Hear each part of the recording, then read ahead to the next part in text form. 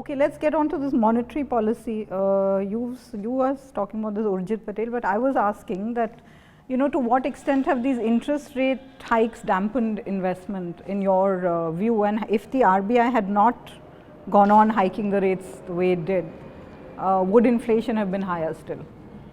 Okay, so while it is claimed that the and then you can get on to the Urjit Patel report in that context. Sure. So while it is claimed that RBI hiked rates 13 times, if you look carefully at that period, the change in the policy rate was smaller than the change in inflation.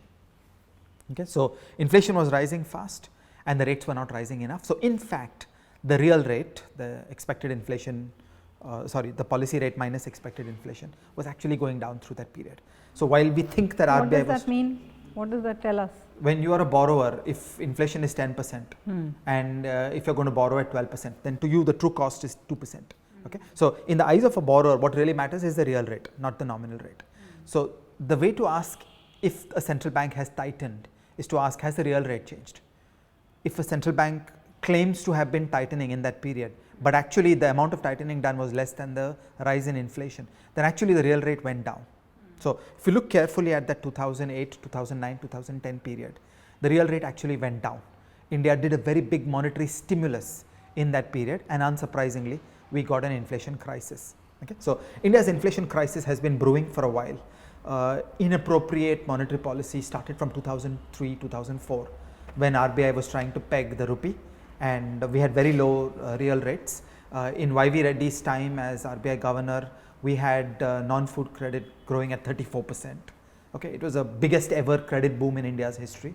It's not surprising that it kicked off inflation. So you were in those years, weren't, or soon after that, you were in the finance ministry. Was there no realization then that we are going wrong on this, and that? So this is what brings me to the need for a monetary policy framework.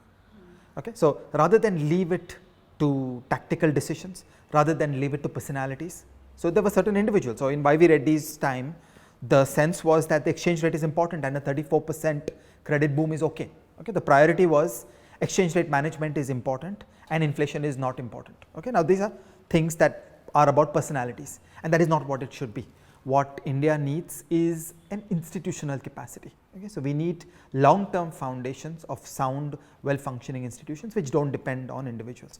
So what we need is a formal written down framework of monetary policy that outlives individuals. It shouldn't be what is Raghuram Rajan doing as governor. It should be what is the Indian monetary policy framework, and then people come and people go. But we should have timeless mechanisms of how we get done.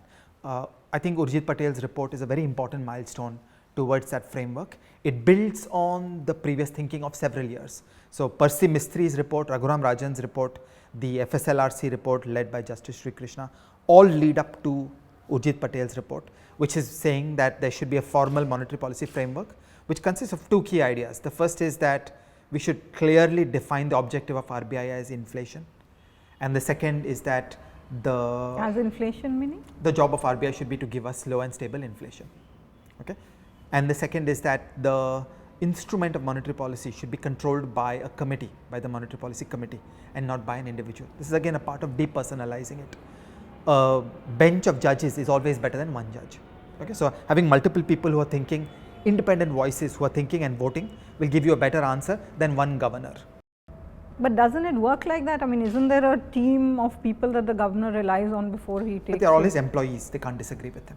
Okay, so what you want is, I see. So if you think of a bunch of Supreme Court judges who vote on a decision, they are equals. Everybody has his own view. Yeah, they each have their own view. So if 3 people are present on a committee but 2 are employees of one, then you don't get the necessary debate. It's important to have that conversation, to have a debate, and then people vote.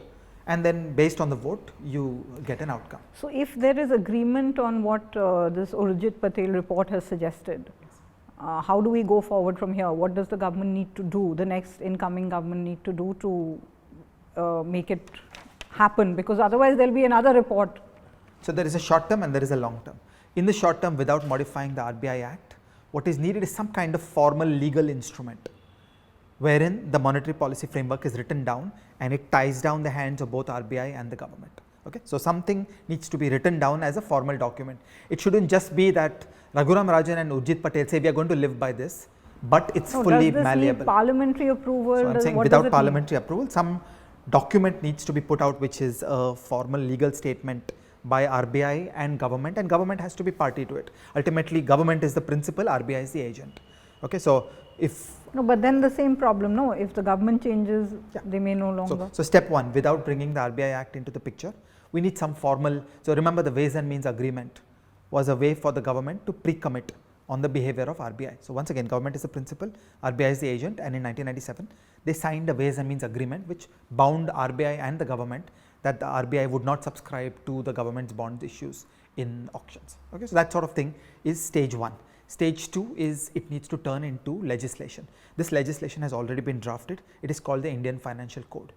Okay, so Justice Sri Krishna's Financial Sector Legislative Reforms Commission has drafted the Indian Financial Code, and this is a comprehensive, consistent financial law that addresses banking regulation, securities markets, monetary policy, resolution, a whole bunch of things, and that should be at the top of the legislative agenda of the next government. It should be on the top of the legislative agenda. Yeah. So that requires parliamentary approval, right, and that should be the number one project of the next government.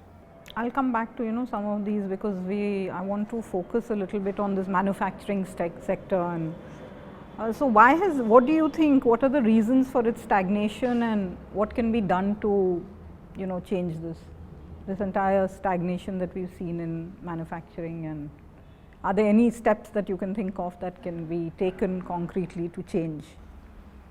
There are really three elements to this problem. The first is to fix up indirect taxation. Okay, so what we need is free movement of goods across the border, and we need free movement of goods within India. Okay, so I should be in remote Madhya Pradesh, and I should be completely comfortable bringing in raw materials from abroad, shipping my goods to foreign destinations from a tax point of view. So we need to remove the customs duties, we need to get to the goods and services tax, we need to implement the GST on imports and the GST on exports. So the zero rating of GST on exports so that I get a refund of whatever is the embedded GST on my imports, and my foreign competitors should face GST on imports.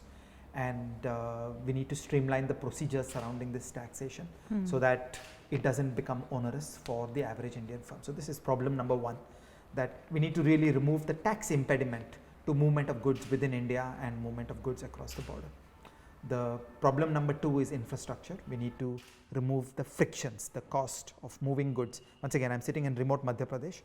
It should be effortless for me to get on to a railway line or a highway, move goods to JNPT or to a port on the east coast and move things out. Okay, so these are again familiar, well understood issues, and we need to keep going on building more infrastructure. And the third piece is the labor law. Indian manufacturing all too often is just subscale. We are building small organizations because of the fear of labor law, or we are overpaying the workers so as to not run into a trade union problem, which is what kills off the competitiveness of manufacturing. So I feel that if we are able to make progress on these three, then it will give a significant impact on manufacturing. What about services? Can it alone lead India to, I mean, it has been doing well, the services sector, but can it lead India to the kind of growth we've been aspiring for? I don't make a fuss about agriculture, industry, services. I don't think that's the way we should think about it. We should think of high value. Producing high value organic tomatoes and exporting them to London is a wonderful business. Okay, for the entrepreneur, for the workers, it can generate great prosperity. So I don't think that agriculture is bad, I don't think manufacturing is bad, I don't think services is bad. We should just look for high value. We should produce amazing firms and organizations who do high value stuff, who produce high skill jobs so that people are able to work in these things. So that's all I care about. I think we should not make a fuss about industry or agriculture. So what is stopping us from getting into this high value? What has stopped us so far? It is these same things. It is an environment where we get more firm formation. We need a competitive environment so that there is more firm formation. Weak firms should be dying. What we find in India is all too often old sloppy firms just live on endlessly. We don't generate enough competition in many industries so that the firms die, and it's very difficult to start new firms. So the whole dynamism of the capitalism is not there. We need to. Is there any industry where it has happened? Can you give me an example of where it may have happened, that the old things have died, and or so has it not happened anywhere? On a longer anywhere? time scale, so we do this slowly. We need to make it faster. Look back at 20 years. Okay, so if you go to 1991 and you make a list of the 30 companies who were members of the BSE Sensex at that time, more than half of them don't even exist anymore. Okay, so we do it over longer time frames. What we need to do is to just make this process much more robust. And this is linked to all these issues that I've been talking about earlier. All too often in India, we have a family business. Okay, modern capable firms are always dispersed shareholding professional companies, but that requires complex institutions. You need corporate governance, you need a financial regulator, you need to make the Companies Act work properly, it needs to be enforced properly. There are so many elements of state machinery that create the environment in which the firms get incentives to do the right things. Or take taxation. Okay, we have some work which is arguing that family dominated companies pay less excise, than professional companies. Okay, now this is not fair. Think of the competitive advantage. If people are competent. That your study has shown this. Yes. Why would that be so? We would suspect that because family companies are more able to work with bureaucrats and politicians and evade taxes. Okay, now this is unfair. So it may well be that the family companies are not productive, but they linger on, they live because the professional company, the competent company is paying more tax. Now this is not fair. Now imagine if we could improve tax enforcement by modernizing the tax administration, then suddenly this would change, and then the more productive company would survive and flourish. So this would have huge implications. What is your view on allowing private companies to enter the banking sector? And considering the mistrust that there has been between the two sides all through, and especially with, we've seen it closely in the infrastructure sector with the entire PPP model. There is so much mistrust between the two. I'm gloomy. Just to carry forward, I think family-dominated, entrepreneurially driven companies with one person, one family are a much more troublesome creature to deal with in regulation, because the incentives are very powerful. Okay, a family owns 50%, 60%, 70% of the company.